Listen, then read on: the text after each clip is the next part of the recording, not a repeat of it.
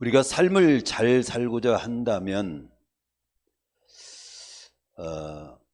내가 지금 어느 시대 어느 시기를 보내고 있는가를 검토해 보아야 된다는 말씀을 제가 드린 바 있습니다. 전도서에도 그런 말씀이 있잖아요. 전도서 7장 14절과 야고보서 5장 13절은 같은 내용입니다. 표현이 다르지. 전도서에서는 형통한 날에는, 지금 네가 형통한 때를 보내고 있느냐? 기뻐하라. 야고보서에서는 즐거워하는 자가 있느냐? 찬송하라. 야고보서 더 온전하죠. 내가 지금 잘 뛰고 있다, 형통하고 있다, 하나님께 영광을 돌리며 보내라는 거죠. 하나님은 우리에게 축복을 주실 때 고난이라고 하는 보자기에 싸서 주신다는 표현이 있습니다. 근데 그 말이 맞아요. 짐승과 우리가 다른 점이 있다면 돼지는 연장을 사용할 줄 모릅니다. 예를 들어서 망치나 톱이나 칼을 사용 못해요. 그러나 인간은 연장을 사용할 수 있어요. 그것이 다릅니다. 우리는 고난이라고 하는 연장을 잘 사용해야 돼요. 피할 수 없는 연단의 고난이라고 생각된다면 그 고난을 친구로 삼을 수 있어야 돼요. 또 나로서는 막 아주 감당하기 어려운 불시험 같은 고난이 있더라도 그 고난의 때를 타락한 인간의 본성을, 그리고 불신앙의 찌꺼기를 정죄하기 위해서 종종 하나님께서는 사용하신다는 것을 기억하고, 내가 하나님 앞에서 합당치 못한 부분들을 정리하는 하나님의 뜨거운 손길임을 기억하면서 그 고난 때를 보낼 때 우리가 잘 될 줄로 믿습니다. 제가 책을 읽고 여기에 지금 그 책이 읽은 그 간증기를 하나 여기다 그대로 복사해갖고 왔거든요. 어느 교회의 집사님이 계신데 중소기업을 경영하는 분이었습니다. 모든 것이 착착 잘 되고 있었습니다. 그런데 그가 췌장암 말기 진단을 받고 수술 후에 방사선 항암 치료를 받는 중에 너무 고통스러워 가지고 병원 치료를 더 받을 수 없을 만큼 체력은 약화되고 면역력은 바닥을 치게 돼서 미움 한 수구져도 넘기 어려운 지경에 이르게 됐다고 고백을 합니다. 그때 조용히 하나님 앞에서 전도서 말씀처럼 뒤돌아보라, 야고보서 5장 말씀처럼 기도하라 해서 하나님의 조용히 주님의 음성을 이렇게 귀기울이며 기도하며 듣는데, 그때 딱 한 줄기 문장이 딱 자기에게 다가오는데, 나는 네가 생명같이 아끼고 있는, 지금 네가 가지고 있는 30억 재산을 지금 미움 한 수저로 순간에 바꿀 수 있어. 지금 그렇게 네가 그 사실을 그렇게 자기의 상황이, 지금 자기가 30억 재산을 갖고 있는데 미움 한 수저도 못 넘기는 상태에 있는 걸 보면서 그렇게 딱 들려오더래요. 네가 아무리 수십억의 재산을 갖고 있어도 그 수십억의 재산이 쓸모가 없고 미움 한 수저 정도밖에 안 되는 걸로 순식간 바꿀 수 있어. 그때 딱 깨닫는 거예요. 영적인 그 깨달음이 있었던 겁니다.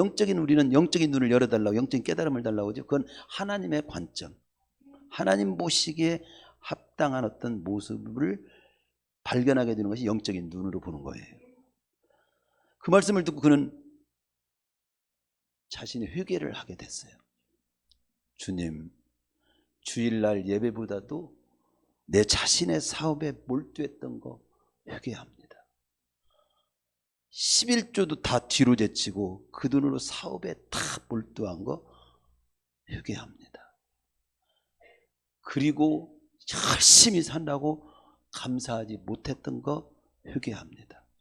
하나님보다도 재물을 더 사랑한 그것을 피눈물로 회개하며 고백했다고 여기는 고백을 이렇게 기록하고 있습니다. 그리고서 이제 다시 기도를 하나님 앞에 했는데 저는 미움 한 수저로 사는 사람입니다. 지금. 하지만 다시금 하나님은 나를 아무거나 먹어도 살 수 있는 사람으로 바꿔줄 수도 있음을 믿습니다. 전 욥기서 5장 17절 18절의 말씀처럼 너는 전능자의 징계를 업신여기지 말지니라. 하나님은 아프게 하시다가 싸매주시고 상하게 하시다가 그의 손으로 고치시나니. 잠언 19장 20절에 보면 너는 권고를 들으며 훈계를 받으라. 그럼 네가 필경은 지혜를 꿰디리라. 그렇게 해서 그는 그런 말씀을 딱 붙들고 올해 우리에게 주었던 말씀처럼 말도 안 되게 부족한 날지라도, 말도 안 되는 어려운 상황을 내가 만났을지라도 하나님을 바라보고 하나님이 기뻐하시는 모습으로, 즉 믿음으로 뜨겁게 살면 말도 안 되는 기적은 일어난다고 제가 말씀한 것처럼 그렇게 말씀 붙잡고 그는 믿음으로 뜨겁게 살기로 그렇게 했는데, 지금 그 후 그는 건강을 회복하고 겸손히 주를 섬기면서 사업 잘하고 있다는 간증 복사해 온 겁니다.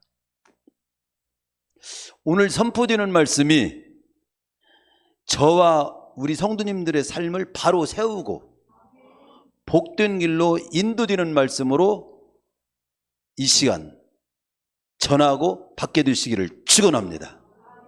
오늘 말씀은 어떤 말씀이냐? 지난주에 이어서 우리가 사도행전을 계속 보고 있잖아요.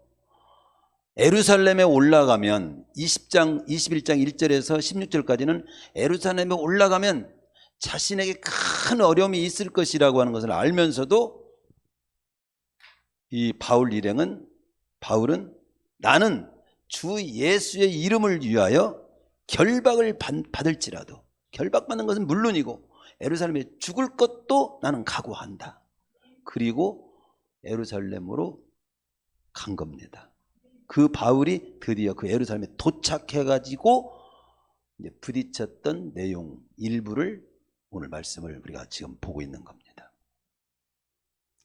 크게는 두 부분으로 말씀을 드릴 거예요. 그 두 부분 속에서 우리에게 보여주는 하나님의 메시지를 우리는 초점을 잘 맞추고 잘 들어서 내 삶을 바로 세우고 복되게 사는 쪽으로 우리 삶의 방향을 트는 귀한 시간이 될 수 있기를 축원합니다. 먼저 17절에서 20절 상반절을 보면은 그 내용은 무슨 내용이냐면, 예루살렘에 올라가가지고 도착해서 바울은 먼저 가이사랴의 몇 제자들과 함께 그 예수님의 육신의 동생이요 예루살렘 교회 감독이었던 야고보를 비롯해서 장로들을 방문해가지고 그간의 선교 상황을 낱낱이 보고하고 이방 신자들이 예루살렘 교회의 어려움을 위해서 정성껏 모은 헌금도 전달을 하는 내용입니다. 이에 예루살렘 교회는 크게 기뻐하고 하나님께 영광을 돌렸다고 20절은 말씀합니다. 20절 그들이 듣고 하나님께 영광을 돌리고, 그렇게 나오죠. 거기까지만 듣고 하나님께 영광을 돌리게 됐다. 거기까지의 내용을 봅니다. 근데 여기서 저는 19절의 말씀을 초점으로 하나님 메시지를 하나 전하려고 합니다. 19절을 한번 다시 읽어봅시다. 바울이 문안하고 하나님이 자기의 사역으로 말미암아 이방 가운데서 하신 일을 낱낱이 말하니, 이 문장을 보면요, 하나님이 자기 사역으로 말미암아 이방 가운데서 하신 일, 하나님이 주어예요. 내가 주어간, 내가 이런 일을 했고, 내가 이렇게 안수했더니 낫고, 내가 이렇게 해서 돈을 모았고, 나는 이런 고생을 했고, 이렇게 하지 않았어요. 하나님이 자기의 사역, 자기 하는 사역으로 말미암아 이방 가운데서 하신 일을 보고했다 이 말이에요. 즉 바울 자신이 무슨 일을 했는가, 자기 공로를 말한 것이 아니라 하나님께서 자기를 통해서 어떤 역사를 이루셨는가를 보고하고 있다 이 말입니다. 이 부분이 굉장히 중요해요. 선교사에게 모든 일에 대해서 바울 자신은 하나님의 도구일 뿐이고 모든 일들의 주체는 전적으로 하나님이시고 하나님이 하신 일이라는 겁니다. 여기 사역이라는 말, 자기의 사역으로 말미암아, 이 사역이라고 하는 말은 원래 헬라어로 디아코니아라는 말로 쓰여졌는데 이건 종, 일꾼들을 뜻하는 디아코노스라는 말에서 나온 말입니다. 파생한 말이에요. 즉 하나님이 맡긴 일을 수행하는 사명, 직분 등을 의미합니다. 그러니까 자신은 하나님이 맡긴 사명을 하나님의 도구로서 수행했을 뿐이고 주인 되신 하나님께서 시킨 일을 종처럼 잘 감당했을 뿐이라는 겁니다. 그 감당한 일을 지금 보고하고 그렇게 하나님이 시킨 일을 이렇게 시킨 일을 했더니 하나님이 정말 자기를 통해서 하나님의 뜻을 나타냈다는 거죠. 하나님의 일하심을 지금 하나님이 어떻게 일하셨는가를 보고했다는 거죠. 우리는 여기에서 적용을 우리 삶 속에 적용을 한다면 우리는 언제나 우리는 하나님의 도구라는 사실을 잊지 말아야 돼요. 간증을 해도 하나님께서는 나를 통해서 이렇게 하나님이 일하셨습니다. 이렇게 하나님을 나타내셨습니다. 이런 간증을 해야지 내가 무엇을 했고 내가 이런 피나는 고생을 했고 내가 이런 정말로 온갖 고생을 다 했으며 내가가 주어가 되면 간증 아니에요. 지자랑이지. 자기 위로 받으려고 그런 거죠. 간증도 잘해야 돼요. 네? 간증은 하나님께서 나를 통해서 이렇게 역사하셨습니다. 이게 간증이지. 내가가 앞서면 안 됩니다. 무슨 일을 또 우리 성도님들이 교회에서 하든 어디에서 무슨 일을 하더라도 골로새 3장 23절의 말씀처럼 죽게 하듯 하고 무엇을 바치고 드렸어도 내 것 가지고 생색내는 모습으로 하지 말고 주님께서 공급해 주시는 힘으로 했음을 고백할 수 있어야 돼요. 그리고 모든 영광은 주님께 돌려야 되는 거죠. 먹든지 마시든지 무엇을 하든지 하나님께 영광을 돌리는 삶을 사는 사람들이 우리여야 됩니다. 신명기에 보면 내가 돈을 벌게 된 것도 내가 이렇게 사업에 계획을 했고 밤낮으로 막 몸부림치면서 했고 이렇게 했고 막 저렇게 해서 내가 이렇게 수억을 벌었어. 그래 잘났다.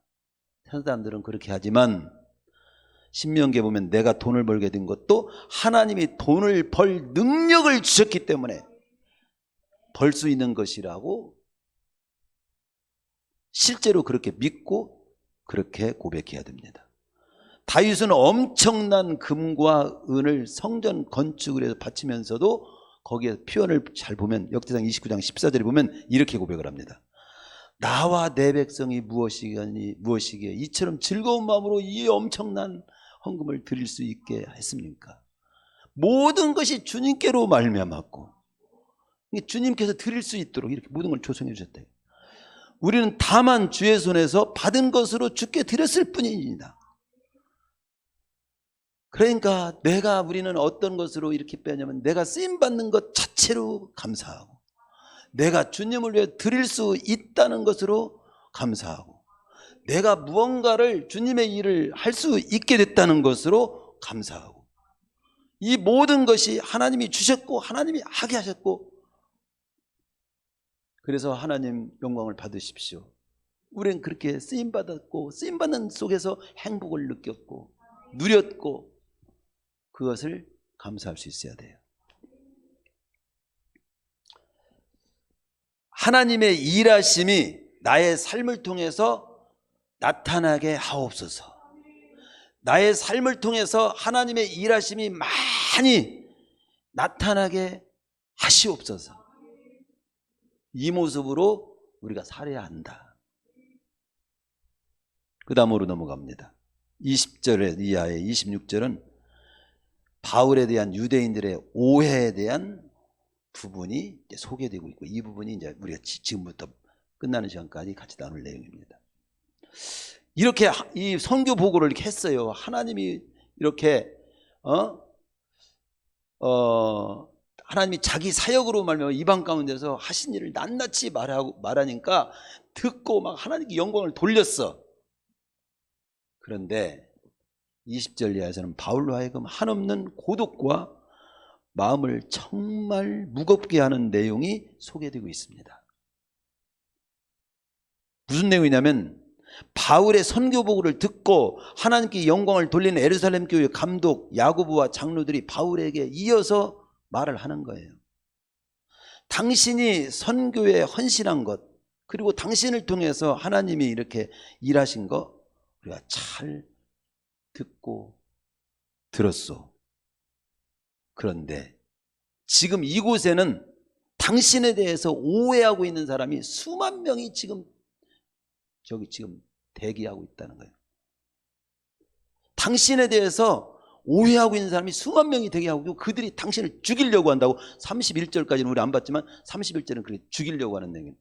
바울을 죽이려고 하는 사람이.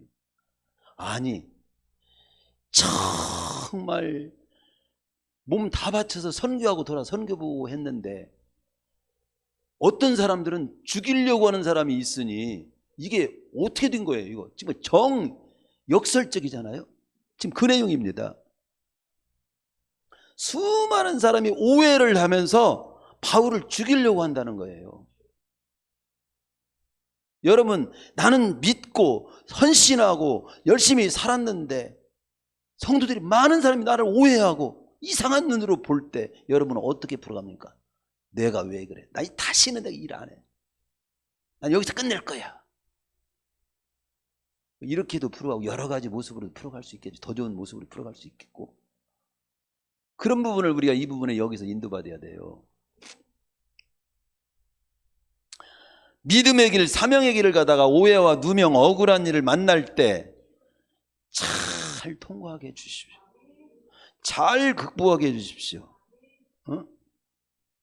복되게, 영광되게, 감동되게 풀어가게 해주십시오.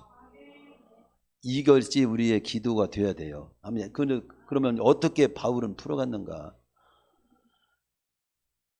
근데 여기서 이제 어떤 사람들이 그러면 오해하고 있고 죽이려고 하느냐? 당신을 오해하고 있는 사람들은 다름 아닌 유대인 개종자들이라는 거예요. 이 사람들은요, 원래 유대교를 섬겼던 사람들이에요. 그래서 모세의 율법을 매우 귀중히 여겼던 자들입니다. 그런데 율법을 매우 귀중히 여기는 자들인데 바울 당신이 이방에 있는 유대인들을 가르칠 때 모세를 배반하고 할례를 베푸지 말게 했고 규례를 지키지 말도록 했다고 이들이 지금 오해하고 썽이 나가지고 당신 오기만 하라 주먹을 쥐고 있습니다. 이런 거예요. 이들이 당신이 온 것을 알게 되면 그들은 결코 그냥 넘어가지 않을 사람들이 수만 명이 지금 있습니다. 그러니까 이들은 모세를 배반하고 바울이 모세를 배반하고 모세가 전해준 율법을 무시하는 행위는 곧 하나님을 배반하는 행위로 간주를 했기 때문에 이들이 지금 그렇게 지금 그런 상태로 바울을 지금 보고 있는 겁니다.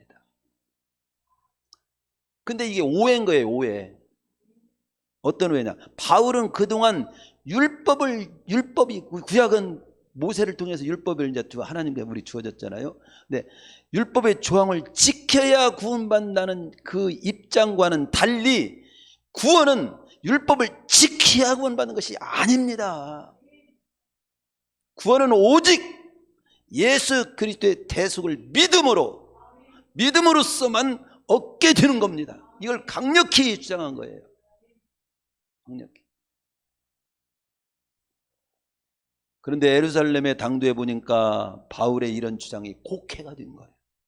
바울은 율법을 인정치 않고 무시하며 따라서 바울은 모세를 배반한 자요, 민족을 배반한 자요, 하나님의 이름을 모독한 신성 모독자라는 헛소문이 꽉 퍼졌고 그 오해로 탁 생각이 점령이 된 겁니다.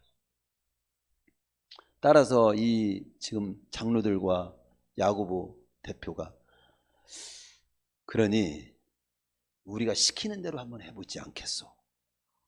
그들 중에 이번에 율법을 따라서 서원한 사람이 4사람이 결례를 행할 일이 있는데 당신도 그들과 함께 율법대로 결례를 함께 행하고 결례를 행하는 데 드는 비용도 당신이 다 담당해버려. 그래서 당신이 율법 폐기론자가 아닌 것도 인식을 시켜주고 당신에 대한 그들의 오해도 풀어서 결론적으로는 아무쪼록 복음 전파에 장애를 받지 않도록 해야 되지 않겠냐. 이렇게 제안을 한 거예요. 근데 여기서 그들과 함께 행할 결례가 뭐냐, 이 결례라고 하는 것은 뭐냐면 무슨 말이냐면요, 하나님의 법을 어겨서 우리 부정 탔다고 하죠. 부정함을 입은 사람이나 사물을 정결케 하는 의식이 결례예요. 레위기 11장에서 15장은 이 결례에 대한 내용이 쭉 나옵니다. 여러 결례에 대해서 나와요. 그런데 그 중에 여기 오늘 나오는 4명이 지금 결례를 행할 사람이 있다는 내용은 나실인의 결례에 관한 거예요. 지금 나실인. 즉 나실인의 결례를 조금 설명을 좀 제가 더 보탠다면 율법적인 나실인의 의식에 당신도 동참해가지고 바울이 모세와 율법을 무시하거나 폐금장 아님을 보여주라는 건데 나실인의 서원이라고 하는 것은 하나님께 대한 성별 의식이에요. 그래서 하나님께 대한 충성의 표시로 그 나실인의 율법이 있어요. 그 나실은 대표적으로 삼손 같은 경우가 나실인으로 구분해서 살았잖아요. 처음에 독주를 마시지 말 것, 일정한 기간 동안 머리를 깎지 말고 시체를 가까이 하지 말아야 했습니다. 그리고 서원하는 기간이 딱 끝나면 머리를 깎고 희생예물을 드리는데 민수기 6장에 보면 번제물로 1년 된 수양 하나 바쳐야 되고 속주제물로 1년 된 어린 양 하나 또 바치고 화목제로 수양 하나 그 이외에 무교병 과자 등을 여러 가지 준비해 가지고 한마디로 막 잔치장 준비해야 돼. 그 비용이 만만치 않아.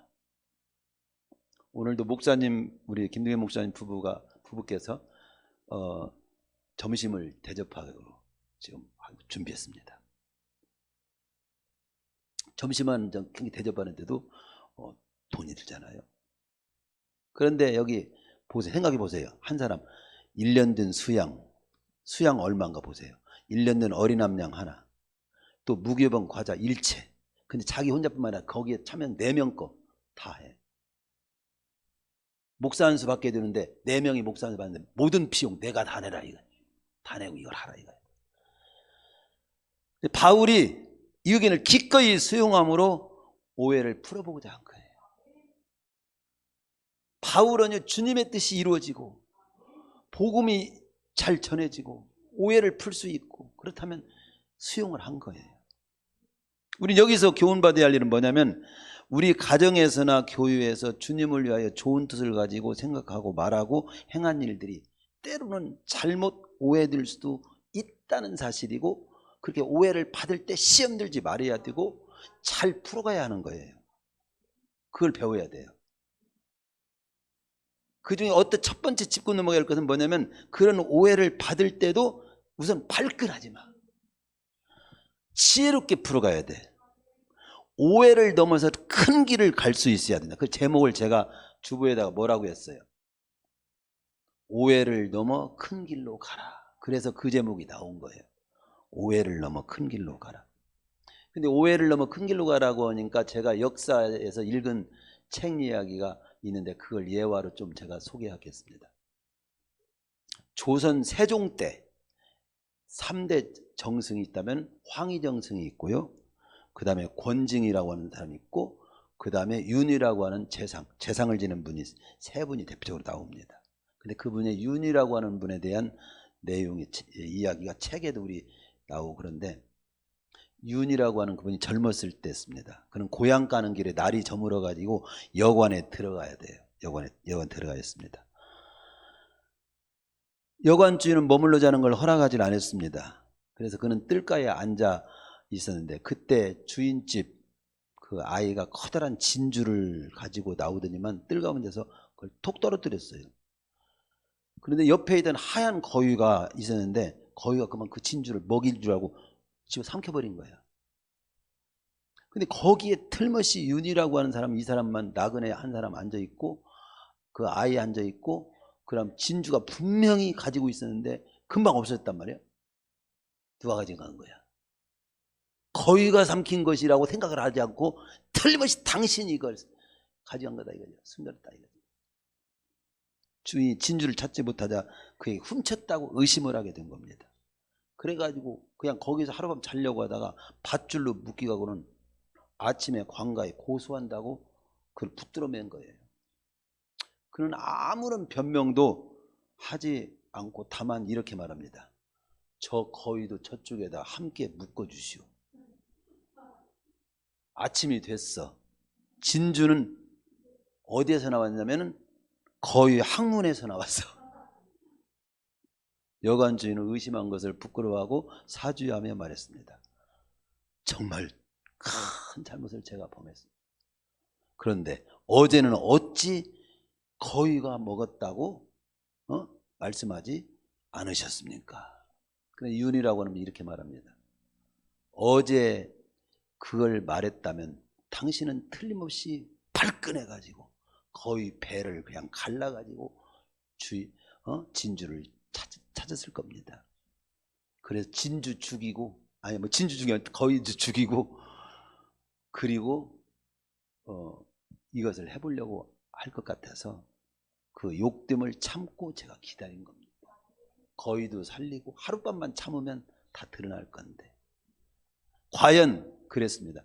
거위가 만약 보석을 먹었다고 했다면 그 주인은 거위를 당장 잡았을 것이지만 이 황이라고 하는 이 윤이라고 하는 이분은 자기가 억울한 누명을 쓰고 하룻밤 동안 고통을 당하더라도 뒷날 발끝을 믿고 기다렸기 때문에 거위를 살릴 수가 있었다. 근데 이 이야기가 누가 썼냐면 조선시대 이긍익이라고 하는 사람이 야사를 본 연려실기술이라고 하는 책에 실렸습니다. 욕됨을 참고 기다리다 라고 하는 제목으로 실린 선비 윤희에 관한 이야기예요. 생명에 대한 사랑, 자그마한 거짓도 발설하지 않으려고 하는 신중함과 지혜, 오해에 대한 참음과 인내의 태도, 이걸 높이 사는 거예요. 이런 분이 재상을 했어요. 재상감이죠. 우리도 믿음 생활하면서 이 재상감이 다 돼야죠. 성도님들이 이런 우리나라 역사 한 이야기지만 우리 믿음으로 살다가 사명을 감당하다 앞에서 일을 하다 보면 억울하게 오해를 받을 때가 있습니다. 그럴 때 쉽게 발끈하지 말고 참고 인내하면서 지혜롭게 잘 풀어서 오해를 넘어서 큰 길을 우리 갑시다. 이것이 이제 저를 통해서 같이 선포하라고 하는 감동입니다. 그러면 어느 날 하나님이 정오의 햇빛같이 오해를 다 풀어주시고 우리는 존귀한 자리로 우뚝 세워줄 날이 있다고 시편 37편 6절에는 말씀합니다. 네 의를 빛같이 나타내시며 네 공의를 정오의 빛같이 하시리로다. 여호와 앞에 잠잠하고 참고 기다리라. 우리도 지금 어렵더라도 지금 오해를 받더라도 지금 누가 짓밟더라도 조금 잠잠히 참아보세요. 하나님이 기도로 하면 하나님이 처리할 사람 처리하고 밝힐 것 밝히고 나를 회복시킬 때 회복시켜 줍니다. 너무 자발 떨지 말라 이거죠. 아울러서 이렇게 오해를 받을 때도 있지만 또 내가 오해를 할 때가 있어. 근데 오해를 할 때가 더 조심해야 돼. 오해받은 것은 내가만 잘 참으면 나중에 그 사람이 더 부끄럽게 되지만 내가 다른 사람을 잘못 오해해가지고 그러면 그게 더 나쁘고 큰 상처를 줄 수 있습니다. 그래서 나 또한 두 번째는 이 부분을 보면서 두 번째는 오해를 받을 때 발끈하지 말고 지혜롭게 잘 풀어가야 된다는 말씀을 지금 먼저 드린 거고 아울러서 두 번째 내용은 나 또한 상대방에 대해서 진실한 뜻을 이해하지 못한 가운데서 함부로 상대방을 쉽게 오해하거나 판단하는 우를 범하지 않도록 또한 그 부분을 우리가 배워야 돼요. 본문을 보면 바울을 향해서 대항하고 해치려고 하는 자가 로마 군인들도 아니고 이방인도 아니에요. 비종교인도 아니에요. 지금 같은 성도예요. 성도. 어떤 면에서는 바울을 이해하고 협조해야 할 위치에 있는 같은 동족입니다. 지도자가 주님의 일을 할 때 가장 답답할 때가 어느 때냐면 이해하고 협조해야 할 위치에 있는 자가 비협조적으로 나올 때, 주님의 뜻이 분명한데 비협조적으로 나오는 거예요. 오해를 하고 있는 거예요. 그럴 때 목회자는 굉장히 힘들 때가 있습니다. 근데 우리 교회는 그런 쪽은 많이 없었어요. 다윗이 가장 비참할 때를 고백한 시편에 보면은 어느 때가 나오냐면 원수 때문이 아닙니다. 가장 아들 압살롬이 자기를 죽이고 왕이 되겠다고 할 때 진짜 괴로워했어요. 차라리 원수였다만 원수가 나를 죽인다고 했으면 좋겠다. 그런 고백을 하잖아요. 조국의 독립을 위해서 일생을 바친 김구 선생을 죽인 것은 숙적 일본 사람이 아닙니다. 안두희라고 하는 우리나라 사람이에요. 그 사람에 의해서 피해살 됐잖아요. 박정희 대통령 우리 잘 알지요. 북한에서 난파한 간첩이 죽인 것이 아니에요. 바로 밑에는 후배 김재규, 그분이 박정희 대통령을 이렇게 했잖아요. 예수님 팔아먹은 사람이 누굽니까? 예수님이 가장 신임했던, 그때 그래서 신임해서 재정을 맡겼던 가룟 유다 아닙니까? 우리 성도님들 진짜 인생을 살면서 이런 실수를 범하지 말아야 돼. 앞에서 고개 숙이고 뒤에서 뒤통수 치는 인간이 되지면 안 됩니다. 진짜 그런 인간 되지 말아야 돼. 배신자라는 소리 듣지 말아야 돼. 하나님을 향해서 그런 소리 들으면 안 돼요. 지도자를 오해의 눈으로 보거나 앞에서 일하는 자를 오해의 눈으로 보면 가장 가까이 있으면서 가장 비협적인 인물이 될 수 있기 때문에 마귀는 그렇게 되기를 역사합니다. 거기에 이용되거나 휘둘리는 일이 없도록 항상 깨어서 기도하고, 오히려 오해받는 것보다 더 안 좋은 거야.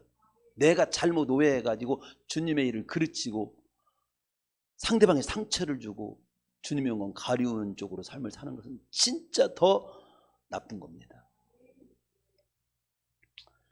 아까 정승 윤희와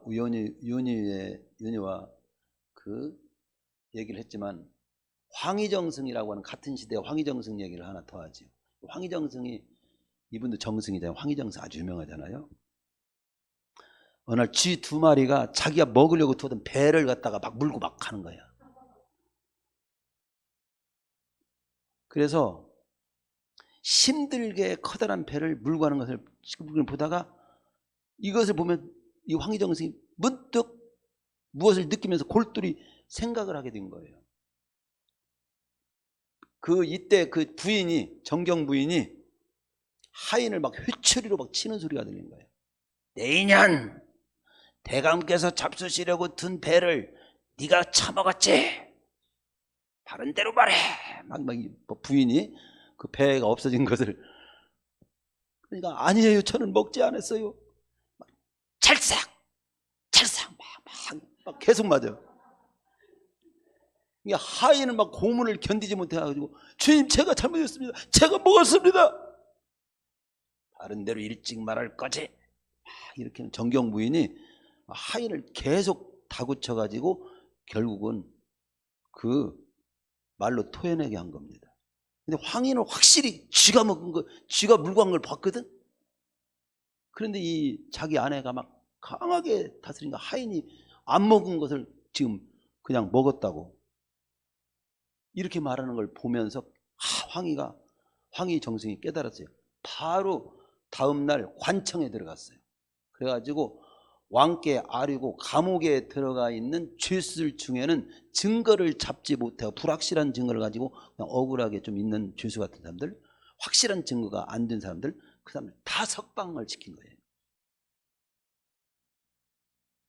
왜냐하면 하인은 배를 먹지 않았는데 증거가 없었고 배를 먹은 것은 쥐가 분명한데도 고문에 이기지 못해가지고 허위자백을 한 이런 경우를 생각하면서 우리가 지금 가둔 사람들 가운데 이런 사람들, 이 형무소 안에도 이런 사람들이 있을 것으로 예상이 돼가지고 증거 불충분한 사람은 다 내보낸 거예요.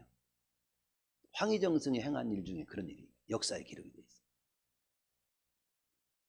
그러니까 사람이든 일이든 바른 판단이 되려면 증거가 분명해야 되고 객관성이 있어야 되고 공평성이 있어야 돼요.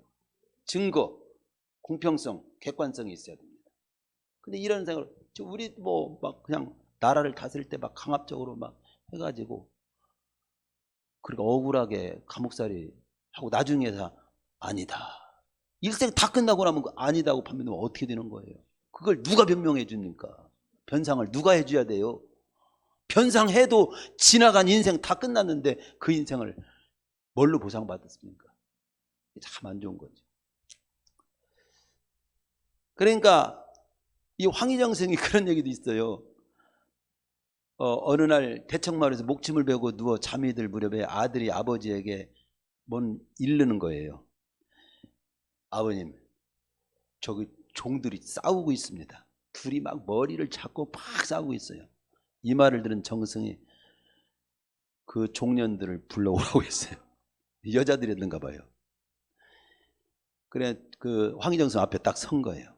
종 하나를 밖으로 나가게 하고 한 사람 딱 세워놓고 왜 그렇게 싸웠느냐 아침부터 막 훌쩍훌쩍 하면서 마당에 있는 거위가요 순놈인데 전현이 암놈이라고 하잖아요.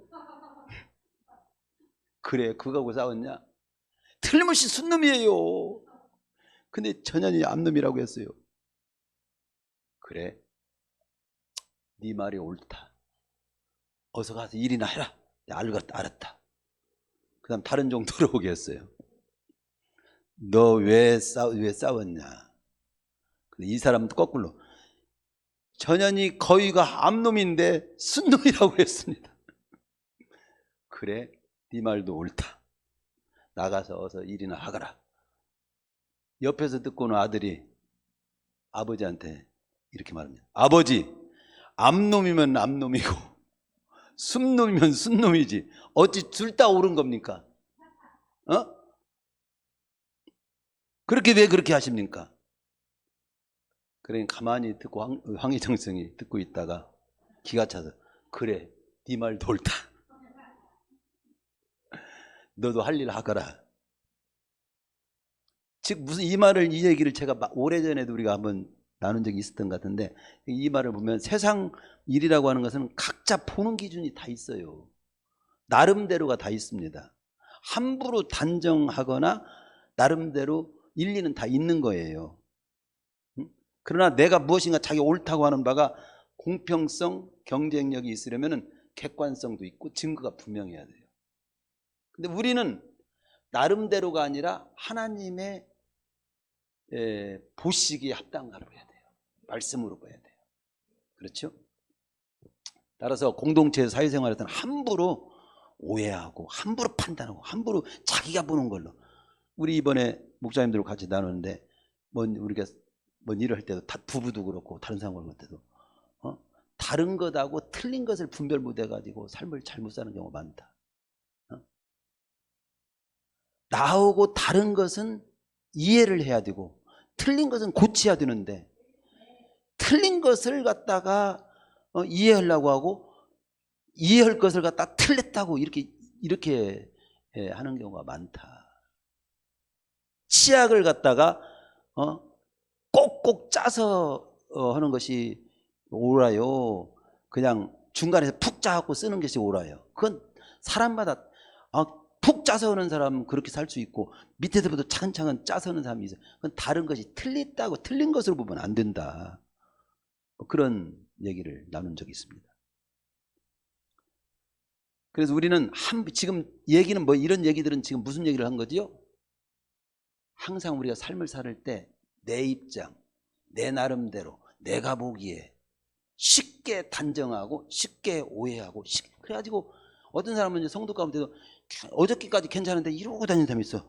쭉 이렇게 막 한마디로 우울해가지고 막 뭔가 땡뚱해가지고 혼자 오해하거든. 몰라. 부부도 마찬가지야. 어저께 밥 잘 주더니 오늘은 알아서 먹어요. 예를 많이 한다면 왜 그러지? 이해가 안 될 때가 있어. 오해를 해서 그러거든. 뭔가 오해를 해가지고 자기 생각으로 막 아주 안 좋은 생각으로 가득 찼어. 그러니까 괜한 사람을 미워하고 괜한 밥도 안 주고 예를 들어서 이러면 안 됩니다. 함부로 내가 오해를 받는 일은 이게 잘 내가 중심 잡고 가면 저절로 풀리고 나중에 더 복되게 되지만, 내가 오해를 하고 내가 이렇게 마음을 이렇게 다른 사람을 상처를 주게 하면 그게 더 나쁠 수가 있다. 그걸 더 주의해야 돼요. 조금 말씀을 좀 더 가봅시다.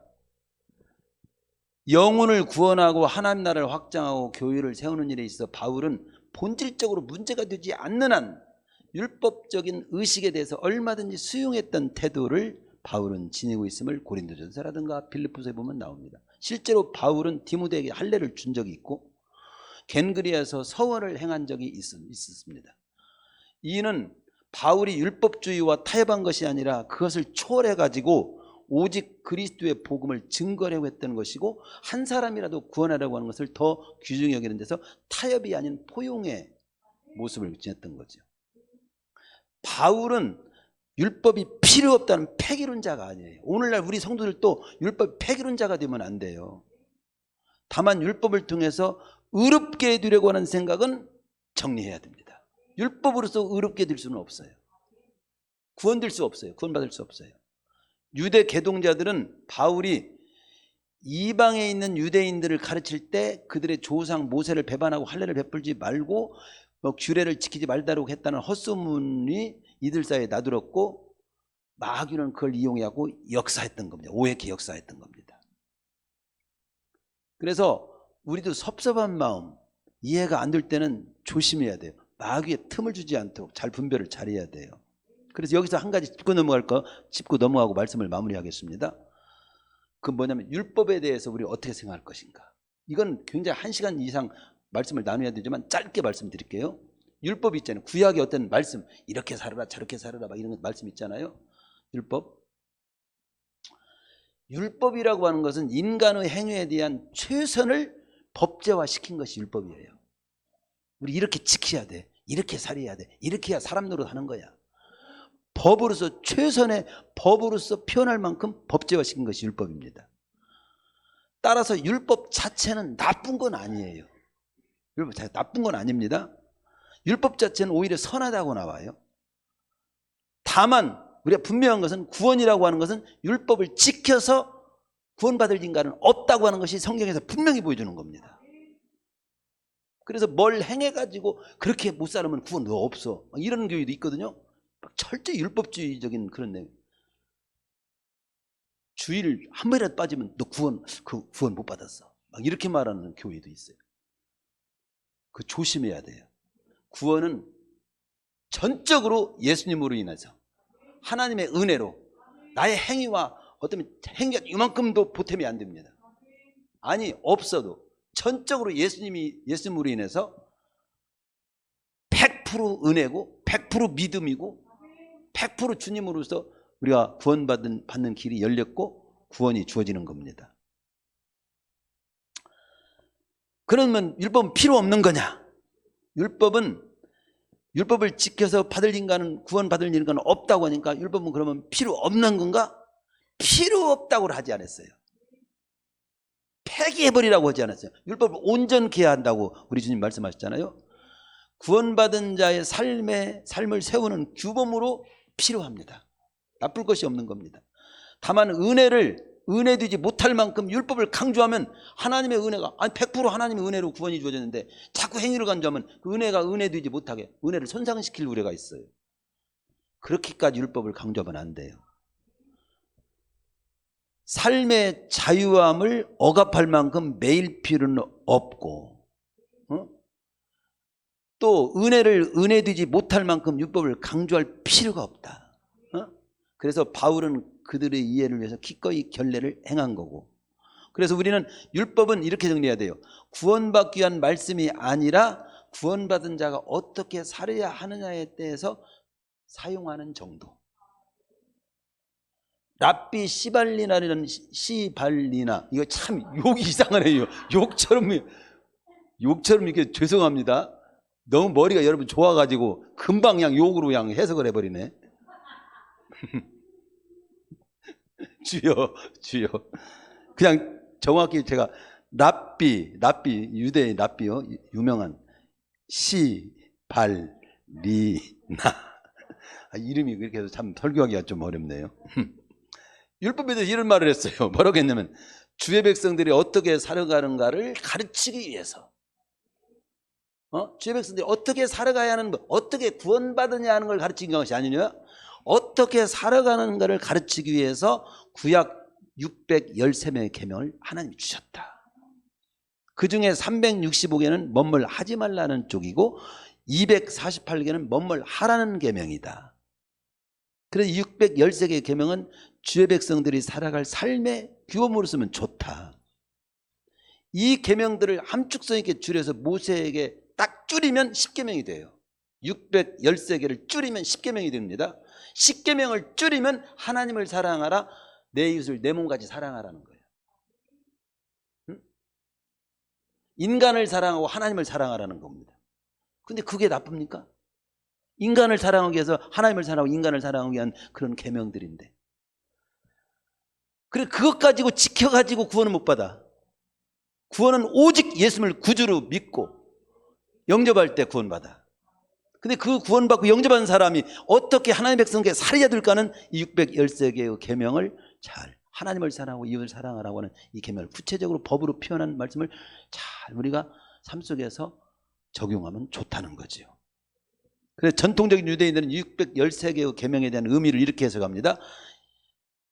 우리 인간이 248개의 뼈마디로 구성됐다. 그리고 우리 날수가 1년이 365일이다. 248 더하기 360은 613개잖아요. 그러니까 248개의 뼈마디로 구성된 인간은 360일 하루도 빠짐없이 613개의 계명을 잘 품고 살아야 한다는 의미가 있는 거다. 구원받기 위해서 율법을 지키는 것이 아니라 구원받은 자는 이 율법을 잘 가슴에 품고 살면 좋다.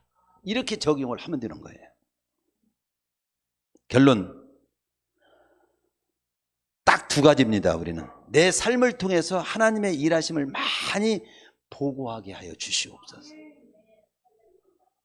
믿음으로 살다가 사명 따라 살다가 어떤 오해를 받을지라도 통과하게 해주시고, 더 나아가서 내가 오해를 해가지고 잘못 판단하고 다른 사람을 상처를 주고 주님의 일을 그르치고 주님의 영을 가리운 일이 없도록 하는 일을 더 주의하고 살게 해주십시오. 바울은 한 생명을 구원하고 주님의 뜻을 성취할 수 있다면, 교회를 든든히 세울 수 있다면 그는 오해를 넘어서 더 큰 길을 갈 줄 아는 믿음의 거물이었다. 우리도 그렇게 가면 좋다. 오늘 말씀입니다.